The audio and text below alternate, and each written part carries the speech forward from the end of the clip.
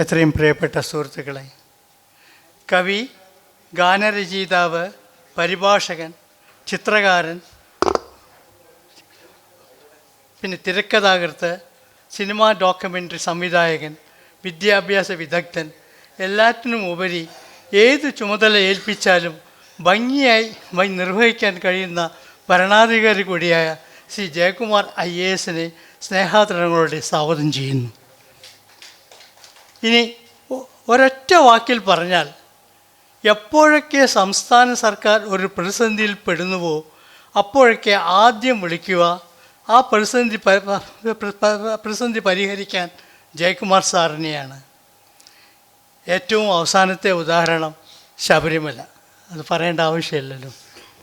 1978 IAS അദ്ദേഹത്തിന് ലഭിച്ചു.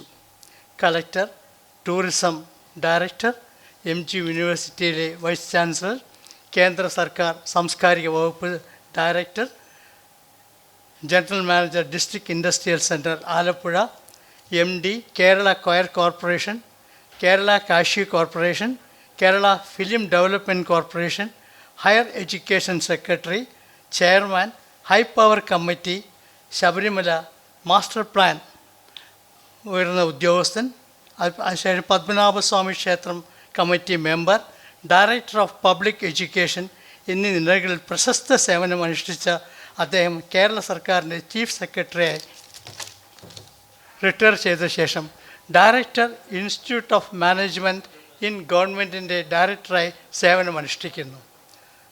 തുഞ്ചൻ മലയാള സർവകലാശാല സ്ഥാപകനും VCയും ആയിരുന്നു എന്ന് നിങ്ങൾക്കെല്ലാം അറിയാം. ഏകദേശം 50-ലേറെ പുസ്തകങ്ങൾ രചിച്ചിട്ടുണ്ട്. അതിൽ 6 ഇംഗ്ലീഷ് പുസ്തകങ്ങളും പെടും. 400-ലേറെ കവിതകൾ, 500-ലേറെ സിനിമാ ഗാനങ്ങൾ അദ്ദേഹത്തിൻ്റേതായിട്ടുണ്ട്. 20ഓളം പെയിൻറ്റിംഗ് എക്സിബിഷനുകൾ ഇന്ത്യയിലും വിദേശത്തും അദ്ദേഹം നടത്തിയിട്ടുണ്ട്. പുരസ്കാരങ്ങൾ: ഒരു കേന്ദ്ര സംസ്ഥാന സാഹിത്യ അക്കാദമി പുരസ്കാരം, V. അബ്ദുള്ള പരിഭാഷാ പുരസ്കാരം, സംഗീത നാടക അക്കാദമി പുരസ്കാരം, KPS Menon award for excellence in administration തുടങ്ങിയ പുരസ്കാരങ്ങൾ അദ്ദേഹത്തിന് ലഭിച്ചിട്ടുണ്ട്. അദ്ദേഹം ഇന്ന് നമ്മളോട് സംസാരിക്കുന്ന വിഷയം നിർമ്മിത ബുദ്ധിയിലെ ഭാഷയും സാഹിത്യവും. എന്തുകൊണ്ട് ഇത്ര വിശദമായി പറഞ്ഞു എന്ന് വെച്ചാൽ, സാധാരണ ഒറ്റ വാതിലാണ് നമ്മൾ ഇത് നിർത്തുക, കൂടുതൽ പറയേണ്ട ആവശ്യമില്ലല്ലോ, ജയകുമാർ സാറിനെ എല്ലാവർക്കും അറിയാം. പക്ഷേ പലർക്കും അറിയില്ല, അതുകൊണ്ടാണ് ഇത്ര വിശദമായി സംസാരിച്ചത്.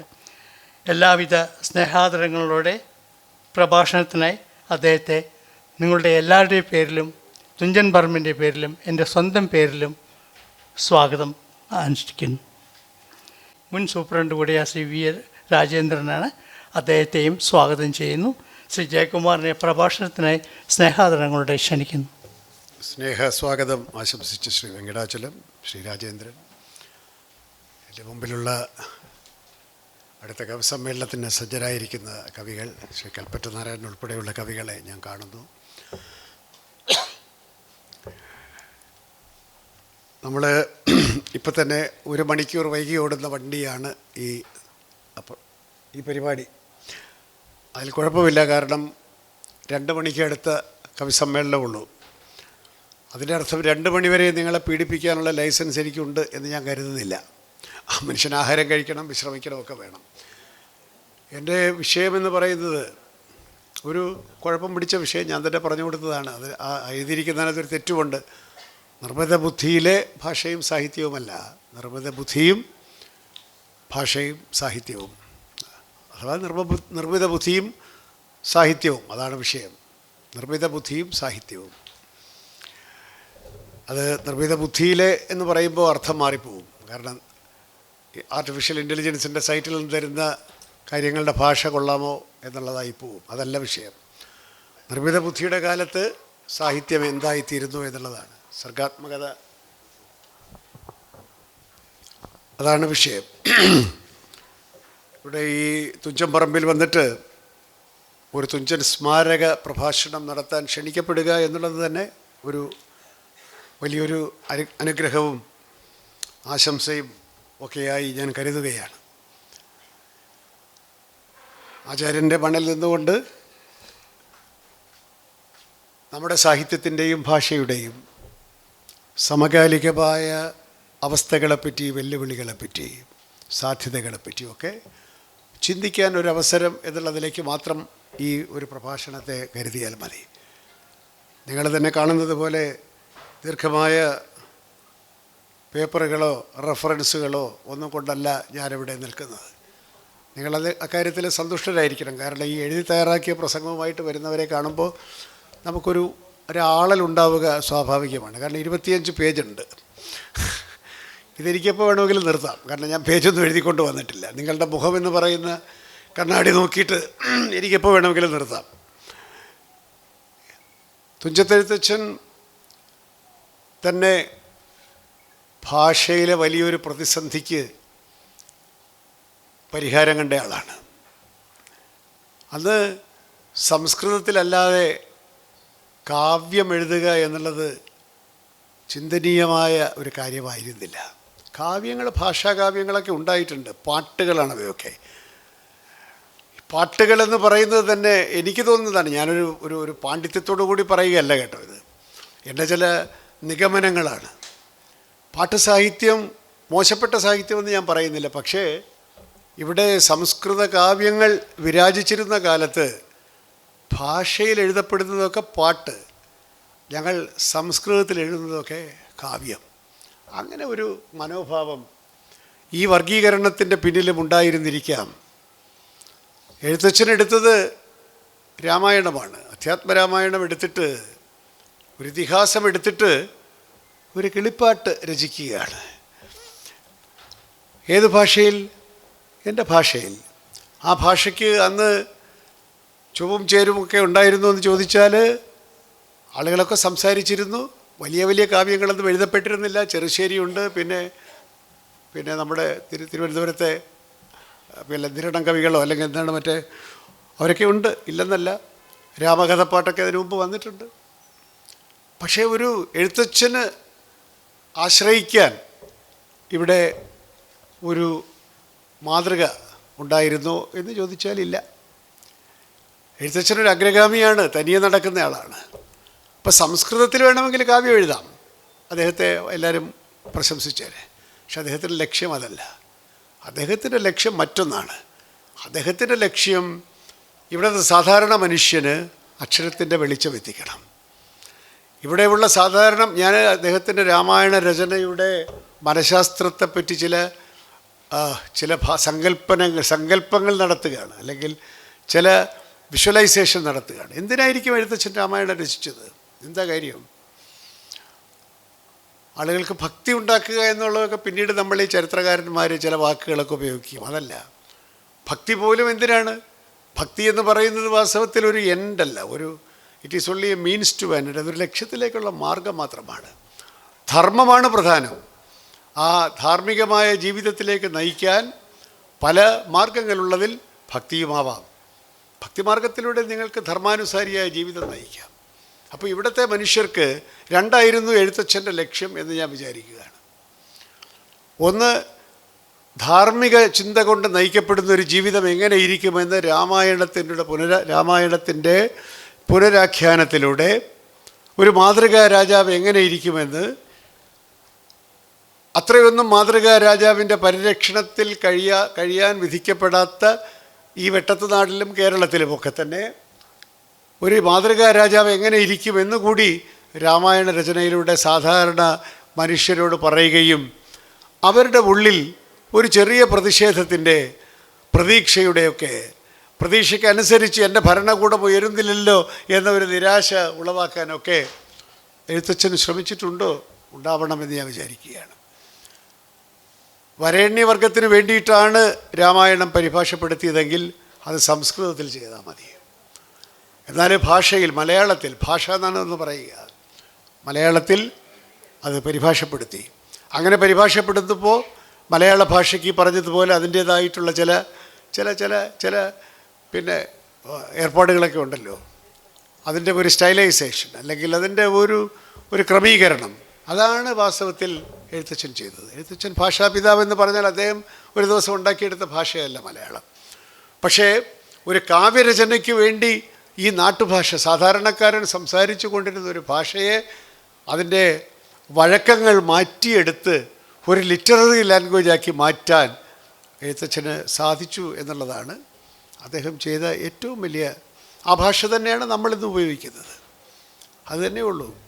അതുകൊണ്ടാണ് എം ടി അദ്ദേഹത്തിൻ്റെ മുമ്പിൽ, അദ്ദേഹത്തിൻ്റെ സ്മരണയ്ക്ക് മുമ്പിൽ, ആചാര്യൻ്റെ സ്മരണയ്ക്ക് മുമ്പിൽ എപ്പോഴും കുമ്പിട്ടിരുന്നു എന്ന് ഞാൻ പറഞ്ഞതിൻ്റെ അർത്ഥം ആ ആചാര്യൻ തന്നിട്ട് പോയ ഭാഷയാണ് ഞാനും നിങ്ങളുമൊക്കെ ഈ സംസാരിക്കുന്ന ഭാഷയുടെ ഉൾക്കരുത്തും വഴക്കവും ശീലങ്ങളുമെല്ലാം. പിന്നെ ഭാഷ ഒരിക്കലും നിശ്ചലമല്ല. മുമ്പോട്ട് പോകും തോറും ഭാഷയ്ക്ക് പുതിയതായിട്ടുള്ള കൈവഴികളുണ്ടാവും, പുതിയ സിദ്ധികളുണ്ടാവും, എല്ലാം ഉണ്ടാവും. പക്ഷേ അങ്ങനെയുള്ളതെല്ലാം കൂട്ടിച്ചേർക്കാനും സ്വാംശീകരിക്കാനുമുള്ള വഴക്കം അല്ലെങ്കിൽ അതിൻ്റെ ഒരു ആത്മബലം ഉള്ള ഒരു ഭാഷയായി മലയാളത്തിനെ മാറ്റിയതാണ് എഴുത്തച്ഛൻ ഭാഷയിൽ വരുത്തിയ വലിയ മാറ്റമെന്ന് ഞാൻ വിചാരിക്കുകയാണ്. മറ്റൊരർത്ഥത്തിൽ നമ്മുടെ ഇപ്പോഴത്തെ സന്ദർഭത്തിൽ പറഞ്ഞാൽ ഭാഷയിൽ വലിയൊരു പ്രതിസന്ധി ഉണ്ടായിരുന്ന കാലത്ത് മലയാള ഭാഷയെ അംഗീകരിക്കുവാൻ വരേണ്യവർഗവും അധികാരികളുമൊന്നും കൂട്ടാക്കാതിരുന്ന കാലത്ത് വരേണ്യവർഗത്തിലല്ലാതെ ജനിച്ച എഴുത്തച്ഛൻ അങ്ങ് തഞ്ചാവൂരിലും അവിടെയൊക്കെ പോയി സംസ്കൃതവും ഒക്കെ പഠിച്ച്, സംസ്കൃതവും തമിഴും ഒക്കെ പഠിച്ച് ഈ ഭാരതീയമായ ദർശനങ്ങളൊക്കെ പഠിച്ച് പണ്ഡിതനായി അദ്ദേഹം വന്നിരിക്കുകയാണ്. അങ്ങനെയാണല്ലോ, ഇവിടെ ജനിച്ചാൽ നിങ്ങൾക്ക് ജാതി അനുസരിച്ച് മാത്രമേ നിങ്ങൾക്ക് അറിവ് നേടാൻ സാധിക്കൂ. ഡോക്ടർ പൽപ്പു അങ്ങ് പുറത്തൊക്കെ പോയി പഠിച്ചു, നല്ല വൈദ്യശാസ്ത്രത്തിൽ വലിയ ബിരുദമൊക്കെ നേടി. പക്ഷേ തിരുവിതാംകൂറിൽ രാജാവിൻ്റെ ഒരു ആശുപത്രിയിൽ ജോലി കൊടുക്കാൻ സാധിക്കുകയില്ല. കാരണം ജാതി അത്ര ശരിയല്ല. അതുകൊണ്ട് പൽപ്പു അങ്ങ് മൈസൂരിൽ പോയി. മൈസൂർ രാജാവിന് ജാതിയൊന്നുമില്ല, നിനക്ക് ജോലി അറിയാമെങ്കിൽ നിനക്ക്, പിന്നെ തൊഴിലറിയാമെങ്കിൽ ജോലി തരാം എന്നുള്ളതാണ്. അങ്ങനെ ഡോക്ടർ പൽപ്പു മൈസൂരിലും ബാംഗ്ലൂരിലുമൊക്കെ ആയിട്ടാണല്ലോ ജീവിച്ചത്. ആ തിക്തതയിൽ നിന്നാണ് ഡോക്ടർ പൽപ്പു ഒരു പ്രസ്ഥാനം വേണമെന്ന് ആഗ്രഹിക്കുകയും ശ്രീനാരായണനെ സ്വാധീനിച്ചു എന്ന് തന്നെ പറയണം. അദ്ദേഹത്തെ സമ്മതിപ്പിച്ചു, നമുക്ക് SNDP പോലൊരു പ്രസ്ഥാനം ഉണ്ടാവണം. പണ്ടും കേരളം അങ്ങനെയാണ്, നിൻ്റെ ജാതി നോക്കിയിട്ട് മാത്രമാണ് നിനക്ക് വളരാനുള്ള അവസരം. എഴുത്തച്ഛൻ അതിനെ ലംഘിച്ചയാളാണ്. ഇവിടെ അവസരമില്ലെങ്കിൽ ഞാൻ തമിഴ്നാട്ടിൽ പോയി പഠിച്ചു വരും. പഠിച്ചു വന്നിട്ട് അദ്ദേഹം ഇവിടുത്തെ സംസ്കൃത മേധാവികളോട് തർക്കിക്കാനോ നിന്നെക്കാളും ആരുടാ കേമൻ, ഞാൻ തന്നെയാണ് കേമൻ എന്ന് സ്ഥാപിക്കാനോ ഒന്നും എഴുത്തച്ഛന് സമയം കളഞ്ഞില്ല. എഴുത്തച്ഛൻ ഇവിടെ ഹരിനാമ കീർത്തനം എഴുതി പറഞ്ഞു, അദ്ദേഹം സ്വാംശീകരിച്ച ആത്മീയത ഹരിനാമ കീർത്തനത്തിലാണ് കൃത്യമായിട്ട് പറയുന്നത്. ഇത് നിങ്ങൾ പറയുന്ന പോലെ വലിയ കാര്യമൊന്നുമല്ല.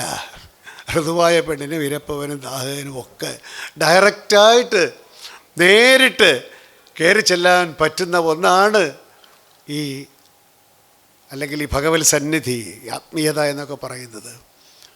ഈ അപാരമായിട്ടുള്ള ഏതൊരു ചൈതന്യത്തെയാണോ നീ പല രൂപത്തിൽ വണങ്ങുന്നത്, അതിനെ അവിടെ വണങ്ങാനും കൈവണങ്ങാനും അതിനെ ആശ്രയിക്കാനും പ്രാർത്ഥിക്കാനും ഒന്നും ഒരു ജാതിയും പ്രശ്നമല്ല. നാരായണനെ വിളിക്കുന്നതിന് ആർക്കുമാവാം എന്ന് പറയാൻ, ശരിക്കും പറഞ്ഞാൽ ഹരിനാമ കീർത്തനത്തിലെ ആ ഒരു 4 വരി എഴുതാനാണ്, ആ 4 വരിയുടെ ചൈതന്യമാണ് ആചാര്യനെ കൊണ്ട് ഈ രാമായണം മുഴുവൻ പരിഭാഷപ്പെടുത്തിച്ചത്. മഹാഭാരതം ഒരുപക്ഷെ അദ്ദേഹത്തിൻ്റെ ഒരു ലിറ്റററി അഡ്വഞ്ചർ എന്നാണ് ഞാൻ വിചാരിക്കുന്നത്. രാമായണം അങ്ങനെയല്ല. മലയാളത്തിനിത് സാധിക്കും, ഏത് ജാതിയിൽപ്പെട്ടവനിതൊക്കെ പാടാൻ സാധിക്കും. എല്ലാ ദിവസവും നീ വീട്ടിലിത് വായിക്കണം. അങ്ങനെ നിൻ്റെ ജീവിതത്തിലേക്ക് ധാർമ്മിക ചിന്ത ഉണ്ടാവണം, ജീവിതത്തിന് ഉന്നമനം ഉണ്ടാവണം. ധാർമ്മികത കൊണ്ട് മാത്രമേ ജീവിതത്തിൽ ഉന്നമനം ഉണ്ടാവുകയുള്ളൂ. ചിലപ്പോൾ ആദ്യം ഉന്നമനം ഉണ്ടാവും, അത് ധാർമ്മികത ഇല്ലാത്ത ഔന്നത്യമാണെങ്കിൽ ആ പൊയ്ക്കാലുകൾ താഴെ വീണ് ഔന്നത്യത്തിൽ നിന്ന് താഴെ വീഴുന്ന രംഗങ്ങൾ നമ്മുടെ ചുറ്റും നമ്മൾ കണ്ടുകൊണ്ടേയിരിക്കുകയാണ്. അതുകൊണ്ടാണല്ലോ ഭാരതത്തിൽ പുരുഷാർത്ഥങ്ങളെപ്പറ്റി പറയുന്നത്, ധർമാർത്ഥ കാമ മോക്ഷം. എന്താണ് അതിൻ്റെ അർത്ഥം? ധർമ്മമാണ് പ്രധാനം, ധർമ്മമാണ് ബേസ്, ഫൗണ്ടേഷൻ. ആ ഫൗണ്ടേഷനാണ് ധർമ്മമെന്ന് പറയുന്ന ഫൗണ്ടേഷനിൽ നിൻ്റെ അർത്ഥവും കാമത്തിൻ്റെയും ആഗ്രഹങ്ങളൊക്കെ നീ നിവർത്തിച്ചോളൂ. ധർമാനുസാരിയായ അർത്ഥമുണ്ടാക്കിക്കോളൂ, കുഴപ്പമൊന്നുമില്ല. നീ നല്ല കച്ചവടക്കാരനാണെങ്കിൽ ധർമാനുസാരിയായിട്ടുള്ള അർത്ഥം നീ ഉണ്ടാക്കണം. നിനക്കതിന് അർഹതയുണ്ട്.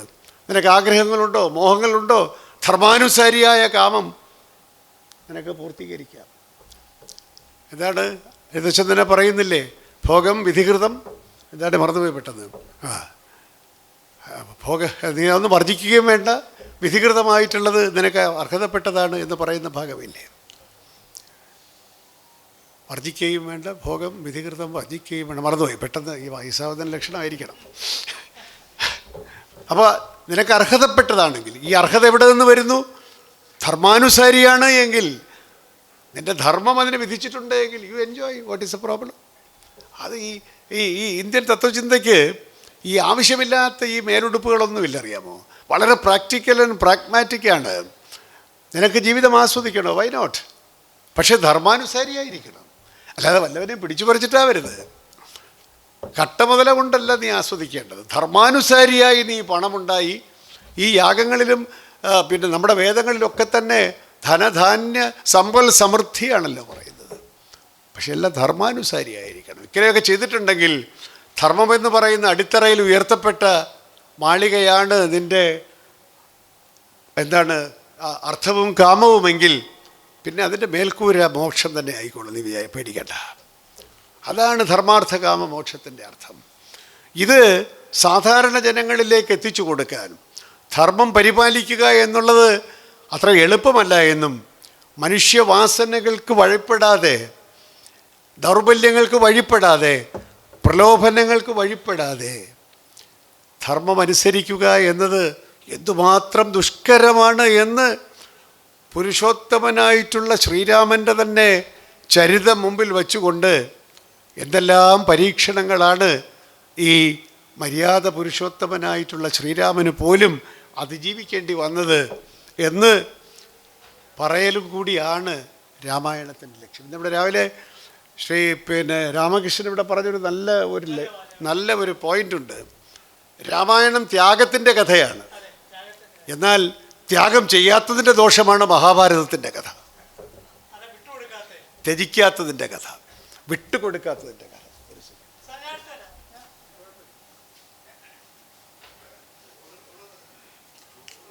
വേണ്ട.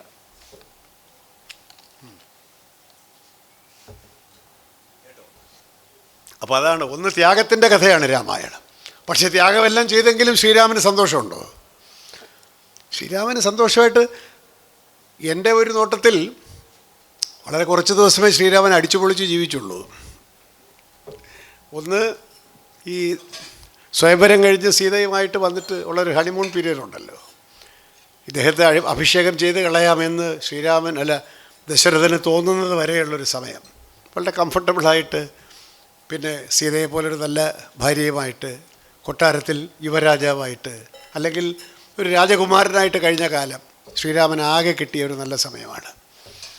പിന്നെ കിട്ടിയ നല്ല സമയം അത് എന്തുമാത്രം നല്ലതാണെന്ന് എനിക്ക് അറിഞ്ഞുകൂടാ. കാരണം അഗ്നിപരീക്ഷയെല്ലാം കഴിഞ്ഞിട്ടാണ് സീത വന്നിരിക്കുന്നത്. എന്നിട്ടും കുറച്ചു കാലം കൊട്ടാരത്തിൽ ഈ മറ്റവർ അവിടെ വെച്ചാൽ എടുത്തുള്ളൂ. ഇവർ ആരോപണങ്ങൾ പറയുന്നത് വരെ വലിയ കുഴപ്പമില്ലാതെ ജീവിച്ചിട്ടുണ്ടാവണം. ഒരുപക്ഷെ ഏറ്റവും സന്തോഷമായിട്ട് ശ്രീരാമൻ കഴിഞ്ഞത് കാട്ടിലായിരുന്നിരിക്കും. സീതാ അപഹരണം വരെയുള്ള കാലഘട്ടമായിരുന്നിരിക്കണം ശ്രീരാമൻ്റെയും സീതയുടെയും ജീവിതത്തിലെ ഏറ്റവും അടുപ്പമുള്ള. അത് ആശാൻ പറയുന്നുണ്ടല്ലോ, നമ്മൾ രണ്ട് ഖഗങ്ങളെ നമ്മൾ രമിച്ചിരുന്നതിനെ പറ്റിയൊക്കെ പറയുന്നുണ്ട് ആശാൻ. ഞാൻ വിശദാംശങ്ങളിലേക്ക് കടക്കുകയല്ല. നമ്മളിങ്ങനെ പിന്നെ സ്വയം മറന്ന് ജീവിച്ചതിനെ പറ്റിയൊക്കെ ആശാൻ ഇങ്ങനെ അങ്ങ് ആഘോഷിക്കുന്നുണ്ട്. എനിക്ക് തോന്നുന്നത് സീതയുടെയും ശ്രീരാമൻ്റെയും ജീവിതത്തിലെ ഏറ്റവും സന്തോഷകരമായ വർഷങ്ങൾ ആ 13 വർഷമാണ്. സീത പോകുന്നത് വരെ. ഞാനൊരു കവിത എഴുതിയിട്ടുണ്ട്, വനവാസം എന്ന് പറഞ്ഞിട്ട്. അതെന്താണെന്ന് വെച്ചാൽ സീത പറയുകയാണ്, സീത പിന്നെ ഇവിടെ ചിന്താവിഷ്ടയായ സീതയുടെ സന്ദർഭമാണ് എങ്കിൽ പോലും അങ്ങനെയല്ല, സീത ഓർക്കുകയാണ്, നമ്മൾ ഗംഭീരമായിട്ട് അടിച്ചു പൊളിച്ച് ജീവിച്ചുവല്ലോ വനവാസം. നീ എത്രമാത്രം ആഘോഷിച്ചു, ഞാനും ആഘോഷിച്ചു. നിനക്ക് പക്ഷേ ഒറ്റ തെറ്റ് പറ്റി, എന്നെ നീ വനത്തിൽ ഉപേക്ഷിച്ചിട്ടുള്ളൂ രണ്ടാമത്. പക്ഷെ നിനക്ക് കൂടെ നിനക്ക് വനവാസം വിധിച്ചപ്പോൾ ഒരു ചോദ്യവും ചോദിക്കാതെ കൊട്ടാരം വിട്ട് നിന്നോടൊപ്പം ഇറങ്ങിയവളാണ് ഞാൻ. അങ്ങനെയുള്ള എനിക്ക് പിന്നീട് ഞാൻ ഗർഭിണിയാണെന്ന് അറിയാതെ അറിഞ്ഞിട്ടുണ്ടാവണം. നീ എനിക്ക് വനവാസം വിധിച്ചു. വനവാസം വിധിച്ചുള്ളത് രാജാവിൻ്റെ കൽപ്പന. പക്ഷെ അതവിടെ ഉപേക്ഷിച്ചിട്ട് നീ എൻ്റെ കൂടെ വന്നിരുന്നെങ്കിലോ, സീതയുടെയും രാമൻ്റെയും ചരിതം മറ്റൊന്നാകുമായിരുന്നില്ലേ? രാമ, നീ ആ അധികാരത്തിൻ്റെ കസേര നിന്നെ ഇത്രമാത്രം പ്രലോഭിപ്പിച്ചല്ലോ രാമ എന്നോർത്ത് പരിതപിക്കുന്ന സീതയുടെ ഒരു കൊച്ചു കവിത. പിന്നെ ജയകുമാറിൻ്റെ കവിതകളാരും വായിക്കാത്തതുകൊണ്ട് കുഴപ്പമില്ല. ഇയാൾക്ക് എന്ത് കവിത, IAS എന്ത് കവിത, അത് പോട്ടെ. അല്ല, പക്ഷെ ഞാൻ വളരെ ആത്മാർത്ഥമായ എഴുതിയൊരു കവിതയാണ്. സീത എന്ന് പറയുന്നത് പ്രകൃതിയിൽ മാത്രം ജീവിച്ച ആളാണ്. സീതയുടെ ജീവിതം നോക്കൂ. മണ്ണിൽ നിന്ന് കിട്ടി, ഉഴവുചാലിൽ നിന്ന് കിട്ടി, ജനകൻ്റെ കൊട്ടാരത്തിൽ വളർന്നു, രാമനോടൊപ്പം വന്ന് കുറച്ചു കാലം കഴിഞ്ഞപ്പോഴത്തേക്ക് കാട്ടിപ്പോയി. 14 വർഷം കാട്, 13 വർഷം കാട്, പിന്നെ അശോകവനത്തിലൊക്കെ പോയി ചുറ്റിക്കറങ്ങി തിരിച്ചു വന്നിട്ടോ ജീവിച്ചു കളയാമെന്ന് വിചാരിച്ചു. ഗർഭിണിയായി, വീണ്ടും കാട്. ലവനും കുശനും ശ്രീരാമനെ കാണാൻ പോകുന്നത് ഒരു 10-12 വയസ്സാവില്ല എന്തായാലും. അപ്പോൾ ഏതാണ്ട് 14, 12, 26 വർഷം കാട്. കല്യാണം കഴിച്ചപ്പോൾ 15 വയസ്സായിട്ടുണ്ടാവും. അപ്പോൾ 40 വയസ്സിൽ സീത അന്തർധാനം ചെയ്തുവെങ്കിൽ ആദ്യത്തെ 15 വർഷം കഴിഞ്ഞാൽ പിന്നെയുള്ള 1, 2, 3 വർഷം കൊട്ടാരത്തിൽ ജീവിച്ചതൊഴിച്ചാൽ സീതയുടെ ജീവിതം മുഴുവൻ പ്രകൃതിയുടെ പുത്രിയായി വനത്തിൻ്റെ മടിത്തട്ടിൽ ജീവിച്ചവളാണ് സീത. എന്നാൽ ശ്രീരാമന് വനവാസം വിധിച്ചു, അദ്ദേഹം പോയി, ധർമ്മത്തിൻ്റെ ഭാഗമായി പോയി. പക്ഷേ തിരിച്ചു വന്നിട്ട് ഭാര്യ ഉപേക്ഷിച്ചപ്പോൾ കൂടെ പോകാനൊന്നും ശ്രീരാമനെ കൊണ്ട് സാധിക്കുകയില്ല. ചിന്താവിഷ്ടയായ സീതയിൽ ആശാൻ പറയും, ആശാൻ സീതയെ കൊണ്ട് ഓരോന്നൊക്കെ പറയിച്ചിട്ട് പിന്നെ സീത മനസ്സുനിയാണല്ലോ, പോട്ടെ എന്ന് പറഞ്ഞിട്ട് ശ്രീരാമനൊരു മാപ്പ് കൊടുക്കലുണ്ട്. എൻ്റെ സീത അങ്ങനെയും പറയുന്നില്ല. നീ വരാത്തത് കഷ്ടമായിപ്പോയെന്നാണ്, നിനക്ക് നഷ്ടപ്പെട്ട എന്താണെന്ന് കഷ്ടം നീ അറിയുന്നില്ല, നിൻ്റെ നഷ്ടം എന്ന് ഒരു വാക്ക് അതിനകത്തുണ്ട്. നീ വന്നിരുന്നെങ്കിൽ നമ്മൾ അന്തസ്സായിട്ട് നമ്മളെ മക്കളെ ഈ കാട്ടിൽ വളർത്തി മറ്റൊരു ചരിതം നമ്മൾ എഴുതുമായിരുന്നല്ലോ എന്ന് പറയുന്ന സീത ശ്രീരാമന് മാപ്പ് കൊടുക്കുന്ന ഒരു സീതയുണ്ട്. അപ്പോൾ സീത, ഞാൻ പറഞ്ഞു വന്നതൊന്നുമല്ല, എത്ര ധർമാനുസാരിയായി ജീവിച്ചാലും മനുഷ്യന് പ്രലോഭനങ്ങളുണ്ടാവും, വിധി വൈപരീത്യങ്ങളുണ്ടാവും, മറ്റു കൽപ്പനകളുണ്ടാവും. അവിടെയൊക്കെ തന്നെ ധർമ്മം കൈവിടാതെ എങ്ങനെ ജീവിക്കാം എന്ന പരീക്ഷണത്തിൻ്റെ വലിയ ഇതിഹാസമാണ് വാസ്തവത്തിൽ രാമായണം. അതുകൊണ്ടാണ് രാമായണം അനശ്വരമായി ജീവിക്കുന്നത്. ഓരോ ജീവിത സന്ദർഭത്തിലുമുണ്ട്. ശ്രീരാമന് ഇത് പറ്റിയില്ലേ, പിന്നെയാണോ നമ്മളോട് വാടക വീട് ഒഴിയാൻ പറഞ്ഞു, ഇവിടെ പിന്നെ അവനവന് അവകാശപ്പെട്ട സാമ്രാജ്യം രാജ്യം ഒഴിയാൻ പറഞ്ഞിരിക്കുകയല്ലേ. അങ്ങനെ എന്തെല്ലാം ഓഫീസിൽ എൻ്റെ കസേര മാറ്റിക്കളഞ്ഞു, വേറൊരുത്തനെ അവിടെ കൊണ്ടിരുത്തി. നമ്മളും ശ്രീരാമൻ്റെ ഒരു ചെറിയ അംശം അവിടെ അനുഭവിക്കുകയാണ്. നമ്മുടെ എല്ലാം ജീവിതത്തിൽ ഈ ശ്രീരാമൻ്റെയും സീതയുടെയും ലക്ഷ്മണൻ്റെയും കൗസല്യയുടെയും കൈകേയിയുടെയും ഒക്കെ ജീവിതാനുഭവങ്ങളുടെ പ്രസരണങ്ങൾ അല്ലെങ്കിൽ കൊച്ചു നുറുങ്ങുകൾ നമ്മുടെയൊക്കെ ജീവിതത്തിൽ സംഭവിച്ചു കൊണ്ടേയിരിക്കുന്നത് കൊണ്ടാണ് രാമായണം അനശ്വരമായിരിക്കുന്നത്. ഞാൻ പറഞ്ഞു വന്നതൊന്നുമല്ല, എൻ്റെ പോയിൻ്റ് അതൊന്നുമല്ല. അപ്പോൾ ധർമ്മത്തെ പ്രകീർത്തിക്കാൻ അല്ലെങ്കിൽ ധർമ്മം അനുസരിക്കുക എന്നത് എന്തുമാത്രം ബുദ്ധിമുട്ടുള്ള കാര്യമാണ് എന്ന് പറയലായിരുന്നു പിന്നെ എഴുത്തച്ഛൻ്റെ ഒരു ലക്ഷ്യം. 2, ഭാഷ, മലയാള ഭാഷയിലൂടെ സാധാരണ മനുഷ്യരിലേക്ക് അക്ഷരത്തിൻ്റെയും ധർമ്മത്തിൻ്റെയും വെളിച്ചമെത്തിക്കുക എന്നൊരു വലിയ ദൗത്യം കൂടി സ്വയം ഏറ്റെടുത്ത് അതിന് ശിക്ഷ സ്വയം ഏറ്റുവാങ്ങി. ചക്ക് ചുറ്റിയോ എന്ന് എനിക്ക് അറിഞ്ഞുകൂടാ, പക്ഷേ ഏതായാലും ചക്ക് കാളയെപ്പോലെ എങ്ങും ഇറങ്ങാതെ ഹൗസ് അറസ്റ്റിലായിരുന്നിരിക്കുമെന്നാണ് ഞാൻ വിചാരിക്കുന്നത്. ചക്ക് കാളയെപ്പോലെ അവിടെ കിടന്ന് ചുറ്റി പുറത്തിറങ്ങാൻ പാടില്ല. കാരണം അക്ഷരത്തിൻ്റെ ശക്തി വിളിച്ചു പറഞ്ഞ ഈ അപകടകാരിയെ അന്നത്തെ അധികാരി വർഗം തീർച്ചയായിട്ടും ഭയന്നിട്ടുണ്ടാവുമല്ലോ. ശിക്ഷയുണ്ടായി, വലിയ ശിക്ഷയുണ്ടായി. അവസാനം ആചാര്യൻ ഇവിടുന്ന് പോവുകയും ചെയ്തു, അങ്ങ് ശോകനാശിനിയിലേക്ക് പോയി. ആചാര്യൻ്റെ ജീവിതം മലയാള ഭാഷയുടെ ഏറ്റവും നിർണായകമായ ഒരു ഘട്ടത്തിൽ സ്വയം സമർപ്പിക്കപ്പെട്ട ഒരു ജീവിതമാണ് എഴുത്തച്ഛൻ്റേത്.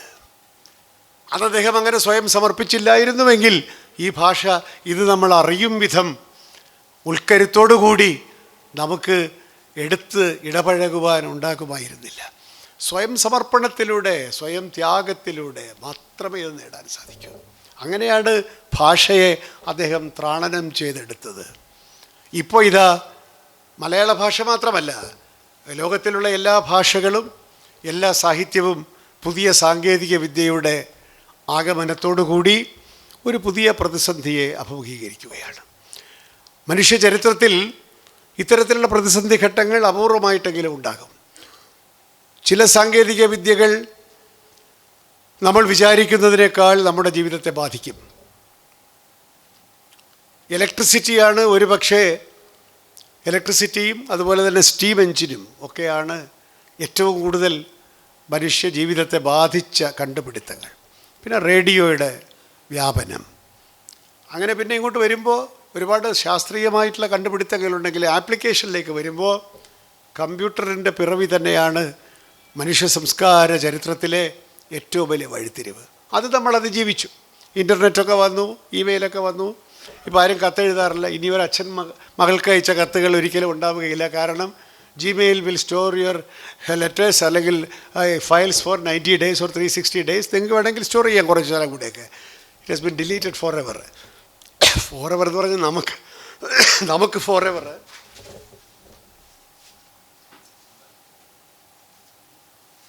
Deleted forever for us. എന്നാൽ അവരുടെ സെർവറിൽ ആയുഷ്കാലം കിടക്കും. അതാണ്. അപ്പോൾ ഇനിയൊരു അച്ഛൻ മകൾക്ക് അയച്ച കത്തുകൾ ഉണ്ടാവുകയില്ല. ബഷീർ ഒരുപാട് ആളുകൾക്ക് ആ വടിവത്ത കയ്യക്ഷരത്തിൽ അവസാനം ഒരു ഫലിതത്തിൻ്റെ കുത്തോടുകൂടി അയക്കുന്ന കത്തുകൾ ഇനി ഉണ്ടാവുകയില്ല. ഒരു ഇമെയിൽ വരുന്നു, thanks for the mail, I will look into the matter, shall revert, regards KJK. നമ്മളാണ് കെ ജയകുമാർ. റിഗാർഡ്സ് തന്നെ മുഴുവൻ എഴുതല്ല, RGDS.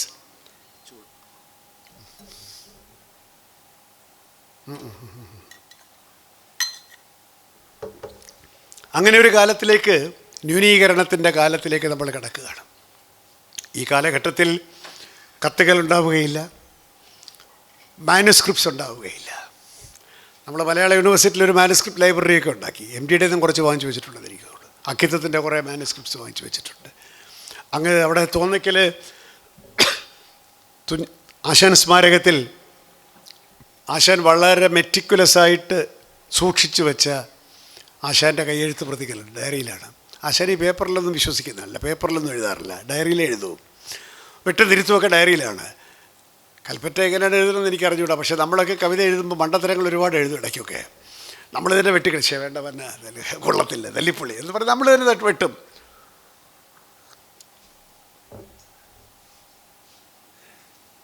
എന്നിട്ട് നമ്മൾ ഈ വെട്ടിക്കളയുന്ന കോപ്പി വേറൊരാളെ കാണിക്കാനുള്ള ധൈര്യം എനിക്ക് തോന്നി മലയാളക്കരയിൽ കുമാരനാശാന് മാത്രമേ ഉള്ളൂ. ഞാനിതാ വെട്ടിയിരിക്കുന്നു, 16 തവണ ഞാൻ വെട്ടി. അവസാനം ആദ്യത്തെ വെർഷനാണ് ഞാൻ എടുത്തത്. നീ വേണേ പഠിച്ചോ. പിന്നെ ഇത് ഞാൻ വെറുതെ പറയുന്നതല്ല, ബഷീർ മാഷാണ് എനിക്ക് കുറേ കാര്യങ്ങൾ പറഞ്ഞു തന്നത്. ഏറ്റവും കൂടിയ മഷി, ഏറ്റവും വില കൂടിയ പേന, ഇമ്പോർട്ടഡ് ഡയറി, ഇതിലെ ആശാൻ എഴുതൂ. അല്ലാതെ കിട്ടുന്ന പെൻസിലൊക്കെ അവിടെ എഴുതി അവിടെ ഒന്നും എഴുതില്ല.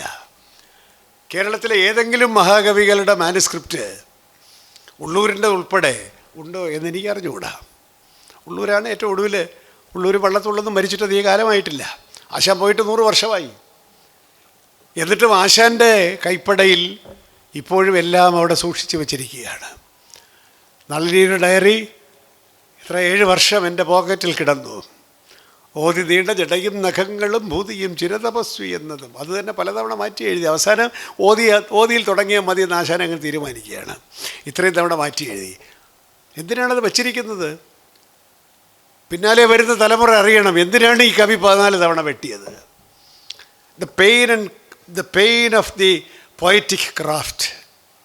അത് ആശാനാണ് അതിൻ്റെ അഗ്രഗണ്യൻ, അതിനപ്പുറം ഒരാളില്ല. ആശാൻ ഇതിൻ്റെ വെട്ടും തിരുത്തും പോലും സൂക്ഷിച്ച് വച്ചിരിക്കുകയാണ്.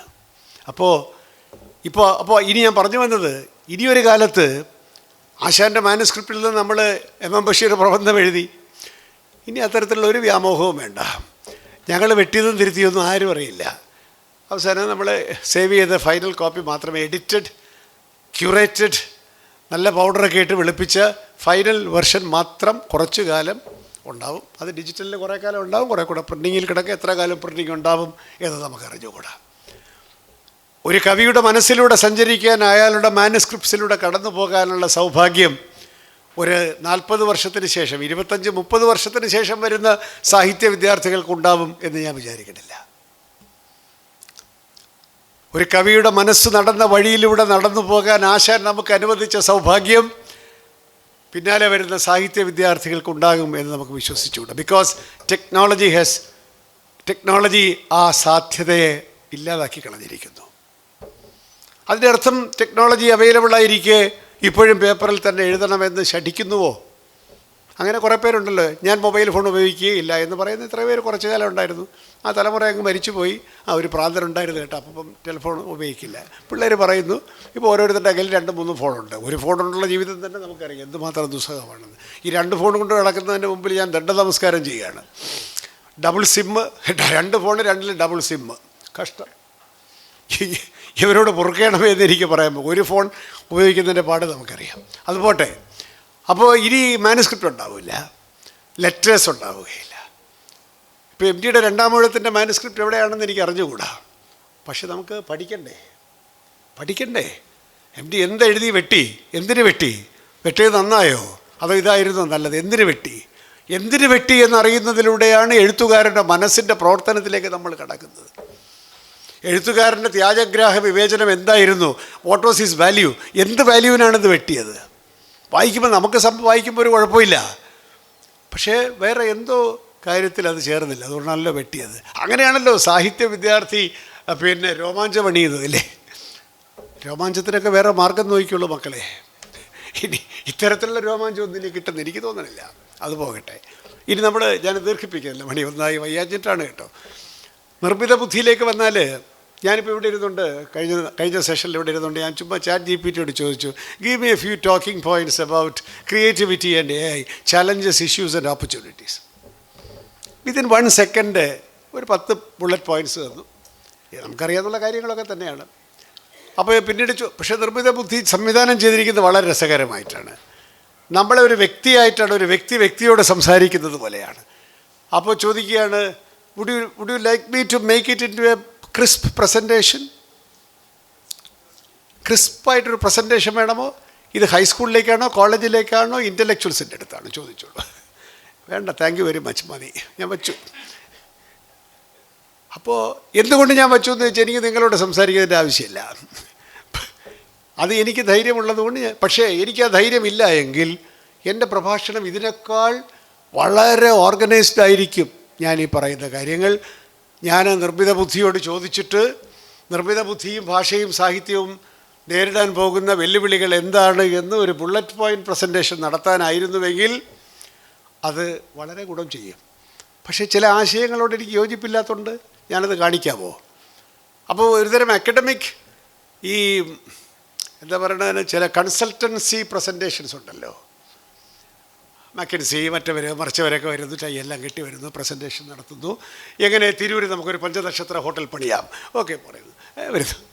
അങ്ങനെയുള്ള പ്രസൻറ്റേഷനൊക്കെ അത് കൊള്ളാം, കാരണം വളരെ ക്രിസ്പായിരിക്കും. എന്നാലും നമ്മൾ സാഹിത്യത്തെപ്പറ്റി പറയുമ്പോൾ, ഭാഷയെപ്പറ്റി പറയുമ്പോൾ, ഒരു പ്രഭാഷണത്തിലൂടെ ഒരു പ്രഭാഷകൻ്റെ വ്യക്തിത്വം മറ്റുള്ളവരുടെ വ്യക്തിത്വവുമായും ഒരു പ്രഭാഷകൻ്റെ ഹൃദയം മറ്റുള്ളവരുടെ ഹൃദയവുമായിട്ടാണ് സംവദിക്കേണ്ടത് എങ്കിൽ mister ChatGPT, mister Perplexity, mister ഒരുപാട് പേരുണ്ട്, ജെമിനി, നിങ്ങളുടെ സഹായം എനിക്ക് ആവശ്യമില്ല. പക്ഷേ അതിനർത്ഥം അതൊക്കെ ഉപയോഗിക്കുന്നത് തെറ്റാണെന്നാണോ?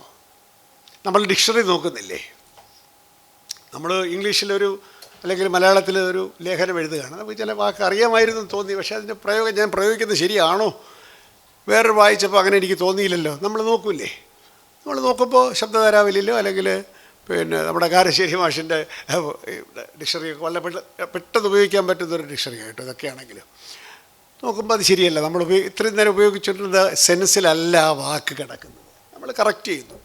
അപ്പോൾ നമ്മുടെ എഴുത്തിനെ കറക്റ്റ് ചെയ്യാൻ നമ്മൾ ഡിക്ഷണറിയെ എങ്ങനെ ഉപയോഗിക്കുന്നുവോ, ഇംഗ്ലീഷിൽ നമ്മൾ വേർഡിൽ ടൈപ്പ് ചെയ്യുമ്പോൾ ചില അഡ്ജക്റ്റീവ്സ്, ചില നാമവിശേഷണങ്ങൾ നമ്മൾ ഉപയോഗിക്കുന്നു. He made A strong statement എന്ന് നമ്മൾ ഉപയോഗിക്കുകയാണ്. അപ്പോൾ എനിക്ക് തോന്നുന്നു നമ്മൾ ആ സ്ട്രോങ് എന്നുള്ള വളരെ സർവ്വസാധാരണമായ വാക്കാണ്, അതൊന്ന് മാറ്റി തരാമോ? സിനോണിംസിൽ പോകുന്നു, അപ്പോൾ സ്ട്രോങ്ങിൻ്റെ ഒരു 12 സിനോണിംസ് കിട്ടും. വെഹിമെൻ്റ്, മറ്റത്, മറിച്ചത്. ചിലപ്പോൾ ഞാൻ സാധാരണഗതിയിൽ ഉപയോഗിക്കുമായിരുന്നതിനേക്കാൾ നല്ലൊരു വാക്ക് വേർഡ് ചെക്ക് തന്നാൽ, സ്പെൽ ചെക്ക് തന്നാൽ, അല്ലെങ്കിൽ സിനോണിംസ് തന്നാൽ ഞാൻ എന്തിനു ഉപയോഗിക്കാതിരിക്കണം? പക്ഷേ എനിക്കതിൻ്റെ അർത്ഥം മനസ്സിലാവണം കേട്ടോ. അല്ലാതെ ബൊമ്പാസ്റ്റിക്കായിട്ടൊരു വാക്ക് കിട്ടിയെടുത്ത് പ്രയോഗിച്ച് കളയാനുള്ള വിവേചനം, ഉപയോഗിക്കാതിരിക്കാനുള്ള വിവേചനം വേണം. അപ്പോൾ എൻ്റെ അറിവിന് അനുപൂരകമായ രീതിയിൽ നമ്മൾ ഡിക്ഷണറിയും മറ്റ് ടൂൾസും ഉപയോഗിക്കുന്നത് പോലെ ഇന്നത്തെ കാലഘട്ടത്തിൽ ഏതറ്റം വരെ സർഗാത്മക സാഹിത്യത്തിന് ഇൻ്റർനെറ്റിനെ ഉപയോഗിക്കാം? അതാണ് നമ്മുടെ ചോദ്യം. ചോദ്യത്തെപ്പറ്റി നമ്മുടെ വിഷയത്തിലേക്ക് ഞാൻ ഇപ്പോഴേ എത്തിയുള്ളൂ കേട്ടോ. അത് ഈ പ്രസംഗക്കാരുടെ ഒരു വേലയാണ്. അവിടെയൊക്കെ ചുറ്റിക്കറങ്ങി ഇവിടെ എത്തിയിട്ടുള്ളൂ. നിർമ്മിത ബുദ്ധി എങ്ങനെയാണ് പ്രവർത്തിക്കുന്നത്? ഞാനൊരു ടെക്നോളജിസ്റ്റ് അല്ല, പക്ഷേ ഈ രാജ്യത്ത് ജീവിക്കുന്ന ഒരാളെന്നുള്ള നിലയ്ക്ക് നിർമ്മിത ബുദ്ധി എങ്ങനെ പ്രവർത്തിക്കുന്നു എന്ന് പുസ്തകങ്ങൾ വായിച്ചു അല്ലാതെയൊക്കെ മനസ്സിലാക്കിയിട്ടുണ്ട്. What is this big hype about AI? ഒരു കാര്യം നിങ്ങൾ മനസ്സിലാക്കണം, AI എന്ന് പറഞ്ഞാൽ ആർട്ടിഫിഷ്യൽ ഇൻ്റലിജൻസാണ്. സാങ്കേതിക വിദ്യയുടെ വളർച്ചയുടെ ഇപ്പോഴത്തെ ഘട്ടത്തിൽ ആർട്ടിഫിഷ്യൽ ഇൻ്റലിജൻസ് വരെ എത്തിയിട്ടുള്ളൂ. ആർട്ടിഫിഷ്യൽ മൈൻഡിലേക്കോ ആർട്ടിഫിഷ്യൽ എമോഷൻസിലേക്കോ ആർട്ടിഫിഷ്യൽ ഇമാജിനേഷനിലേക്കോ ഒന്നും ഇതുവരെ ഈ സാങ്കേതിക വിദ്യ എത്തിയിട്ടില്ല. എന്നാൽ ആർട്ടിഫിഷ്യൽ ഇൻ്റലിജൻസിന് ചില എമോഷണൽ കാര്യങ്ങളൊക്കെ ഉണ്ട്. ഇപ്പോൾ ഒരു രസത്തിന് പറയുകയാണെങ്കിൽ, ജപ്പാനിലെ ചില വയസ്സന്മാർക്ക് അവിടെ എല്ലാം എക്സ്പെൻസീവ് ആണല്ലോ, അവരിത്തിരി പിന്നെ സ്ത്രീ സുഖം വേണമെന്ന് നോക്കുകയാണ്. വിചാരിക്കുകയാണ്, ഒരു 19 വയസ്സായി, സ്ത്രീ സുഖം ആവശ്യം. എന്തു ചെയ്യും? സ്ത്രീകളാരും അടുത്തോട്ട് പോവില്ല. മാത്രമല്ല very expensive and very complicated. അപ്പോൾ ചില സൈറ്റിൽ കയറുക, ഒരു ബോട്ട് വരുന്നു. Hi darling, my name is Susie, എന്ത് വേണം, വാട്ട് യു വാണ്ട്? നമുക്ക് സംസാരിക്കാം. അപ്പോൾ കിളവനും ബോട്ടും കൂടെ സംസാരിക്കുകയാണ്. എന്ത് പറഞ്ഞ തരവും പറയാം, ഒരു കുഴപ്പമില്ല. മനസ്സിൽ കിടക്കുന്ന സകല വൃത്തികേടും പറയും. അതേ വൃത്തികേടിൽ തന്നെ സൂസി തിരിച്ചു പറയുന്നു. സുഖമായിട്ട് കിടന്നുറങ്ങുന്നു. 10 പൈസയുടെ ചിലവില്ല. അങ്ങനെ അപ്പോൾ 2-3 ദിവസം ശൃംഗരിച്ച് കഴിയുമ്പോൾ സൂസിക്ക് മനസ്സിലാവും ഈ കിളവൻ്റെ പ്രശ്നങ്ങൾ ഇതൊക്കെയാണ്, ഇയാളുടെ പെർവേർഷൻസ് ഈ വഴിക്കാണ് പോകുന്നത് എന്നുള്ളത് മനസ്സിലാക്കാനുള്ള ഇൻ്റലിജൻസ് ഈ ബോട്ടിനുണ്ട്. അപ്പോൾ ഇയാൾ വിചാരിക്കും, ഇത് കൊള്ളാമല്ലോ, എൻ്റെ മനസ്സിൽ കിടന്ന ആ സൂക്ഷ്മമായ വികാരത്തെ ഇവൾ കണ്ടെത്തിയല്ലോ എന്ന് പറയുമ്പോൾ ഈ ആർട്ടിഫിഷ്യൽ സൂസിയുമായിട്ട് ഇയാൾക്ക് പിന്നെ ഒരു വൈകാരിക ബന്ധം വരികയാണ്.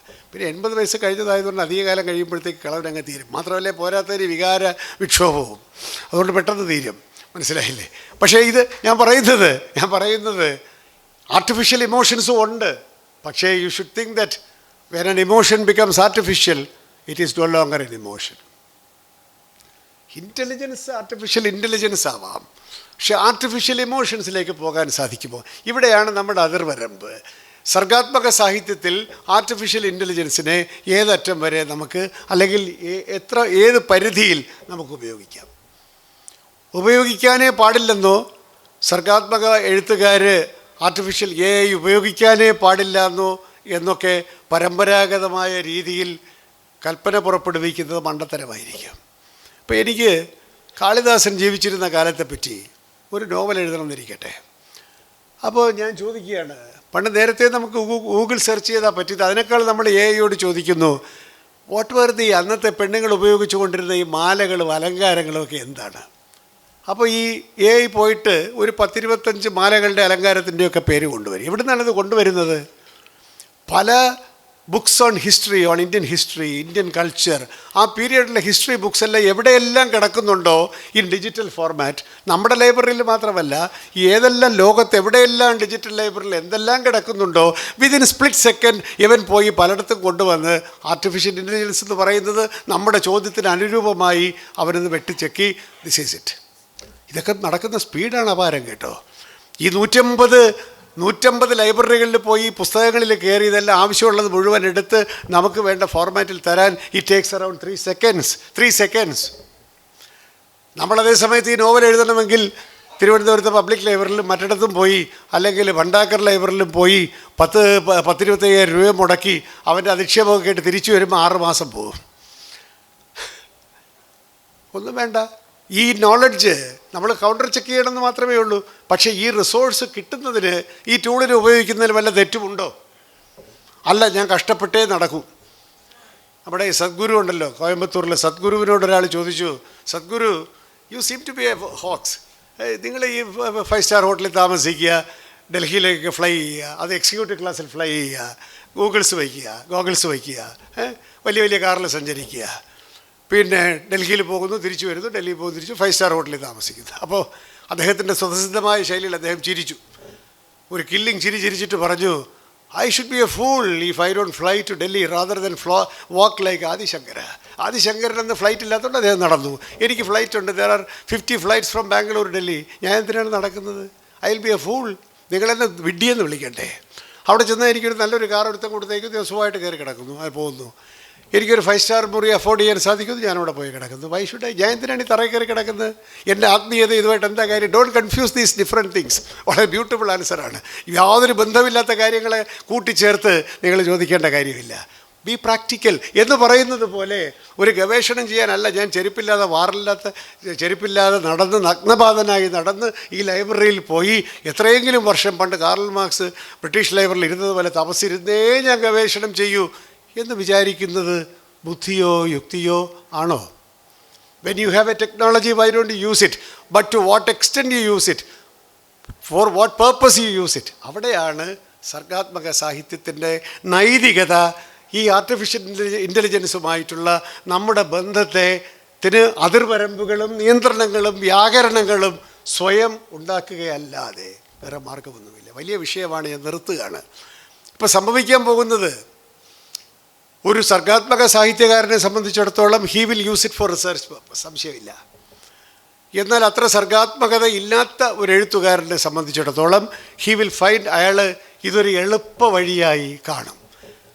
Mr. ChatGPT, write me a poem about a lover who has been jilted by his girl and he is contemplating suicide. Best കവിത എഴുതി തരും. ഇതിനെ ഇത്തിരി മലയാളത്തിലാക്കി മാതൃഭൂമിയിൽ അയച്ചാൽ വിടും. മലയാളത്തിലാക്കി കഴിയുമ്പോൾ പിന്നെ പ്ലേജറിസത്തിൻ്റെ ഒരു സോഫ്റ്റ്വെയറിലും പിടിക്കാൻ പറ്റുകയില്ല. ഇംഗ്ലീഷിലയച്ചാൽ പിടിക്കും, കാരണം പ്ലേജറിസം സോഫ്റ്റ്വെയർ ഉണ്ട്. ഞാനിപ്പോൾ ഒരു ലൈബ്രറി കോൺഫറൻസിൻ്റെ ഒരു പ്രസിഡൻ്റായിട്ട് ഒരിടത്ത് പോയപ്പോൾ 250 പേപ്പർ കിട്ടി. അവസാനം ജേണൽ ഇറങ്ങിയപ്പോൾ 10 പേപ്പറേ നമ്മൾ എടുത്തുള്ളൂ. കാരണം സോഫ്റ്റ്വെയറിലിട്ട് നോക്കിയപ്പോൾ ഈ 240 പേപ്പറിൻ്റെ 90% ഈസ് പ്ലേജറൈസ്ഡ് AI ജനറേറ്റഡ് മെറ്റീരിയൽ. അതാണ് ഇന്നത്തെ അക്കാദമിക് ലോകത്തിൻ്റെ അൺഎത്തിക്കൽ പ്രാക്ടീസസ്. ഒരു പുതിയ ടെക്നോളജി കിട്ടിക്കഴിയുമ്പോൾ അതിനെ എങ്ങനെയും അതിൻ്റെ പൊന്മുട്ടയിടുന്ന താറാവിനെ കൊന്നു തിന്നാമെന്ന് വിചാരിച്ചുകൊണ്ടിരിക്കുകയാണ്. Actually they are burning out themselves. അവരുടെ തന്നെ ഇൻറ്റഗ്രിറ്റി പോവുകയും ഒന്നും പഠിക്കാതിരിക്കുകയും ചെയ്യുന്ന ഒരു വിഭാഗമായിട്ട് ഈ തലമുറയിൽപ്പെട്ട എത്തിക്സ് ഇല്ലാത്ത പണ്ഡിതന്മാരും എഴുത്തുകാരും മാറും. വളരെ പെട്ടെന്ന് സെലിബ്രിറ്റിയായി തീരാൻ ചില കവികളും എഴുത്തുകാരും ആർട്ടിഫിഷ്യൽ ഇൻ്റലിജൻസിനെ ഉപയോഗിച്ചു എന്ന് വരാം. പെട്ടെന്ന് നമ്മൾ മനസ്സിലാക്കിയില്ല എന്നും വരാം. നമ്മുടെ സെർച്ചിൻ്റെ ബുദ്ധി പോലെ ഇരിക്കും. Please take me to an African poet who is ruminating on his lost father ചോദിക്കും. അപ്പോൾ നൈജീരിയയിലോ എവിടെയെങ്കിലും ഉള്ള ഏതെങ്കിലും ഒരു ആഫ്രിക്കൻ കവി അല്ലെങ്കിൽ ട്രൈബൽ കവി തൻ്റെ അച്ഛനെപ്പറ്റി എഴുതിയ ഒരു കവിത കിട്ടും, ഇംഗ്ലീഷിൽ വരും. നമ്മുടെ നാട്ടുമലയാളത്തിലാക്കി കുറച്ച് നാടൻ പ്രയോഗങ്ങളും കൂടെ കയറ്റിയാൽ കവിതയായി. ദിവസം 1 എന്നുള്ള രീതിയിലോ കുറച്ച് കൂടുതലോ ഉൽപ്പാദിപ്പിക്കുന്നതിന് യാതൊരു ബുദ്ധിമുട്ടുമില്ല.